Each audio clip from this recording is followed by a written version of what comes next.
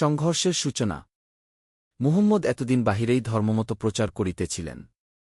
এইবার কাবাগৃহের প্রতি তাহার দৃষ্টি পড়িল। আল্লাহর ঘর হইতে আল্লাহ নির্বাসিত হইয়াছেন, আর সেই ঘরে আজ বিরাজ করিতেছে কল্পিত দেবদেবীর পাষাণ প্রতিমা। হরত তাই আল্লাহর ঘরে আল্লাহর বাণী প্রচারের জন্য বদ্ধপরিকর হইলেন। একদিন তিনি কাবাগৃহে প্রবেশ করিয়া জলদগম্ভীর স্বরে ঘোষণা করিলেন, লা ইলাহা ইল্লাল্লাহু মুহাম্মাদুর রাসূলুল্লাহ গু।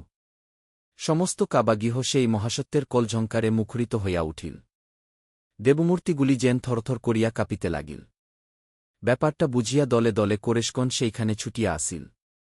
মুহাম্মদ তাহাদিগকে সম্বোধন করিয়া বলিতে লাগিলেন, হে কোরেশগণ, এই দেবমূর্তিগুলি ভাঙিয়া ফেল, আল্লাহর উপাসনা কর।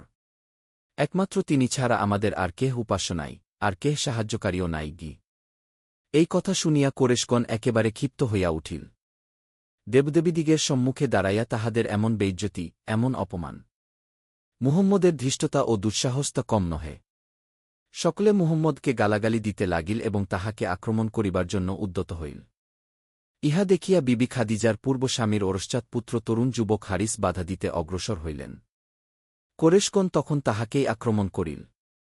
ফলে এই তরুণ যুবকটি সেইখানে শহীদ হইলেন। সত্যের সঙ্গে মিথ্যার সংঘর্ষ এইখান হইতেই আরম্ভ হইল।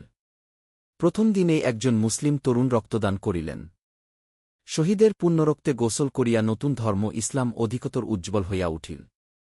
কোরেশগণ এইবার সংঘবদ্ধ হইয়া দাঁড়াইল। আবুলাহাব, আবু হল, আবু সুফিয়ান প্রমুখ নেতৃবৃন্দ তাহাদিগের অধিনায়ক হইল। মুহাম্মদ কিন্তু কোন বাধাবিঘ্নের প্রতি ভ্রুক্ষেপ করিলেন না। অটলচলভাবে তৌহিদের বাণী প্রচার করিতে লাগিলেন। মুহাম্মদের প্রতি কোরেশদিগের আক্রোশ ক্রমেই বাড়িয়া চলিল।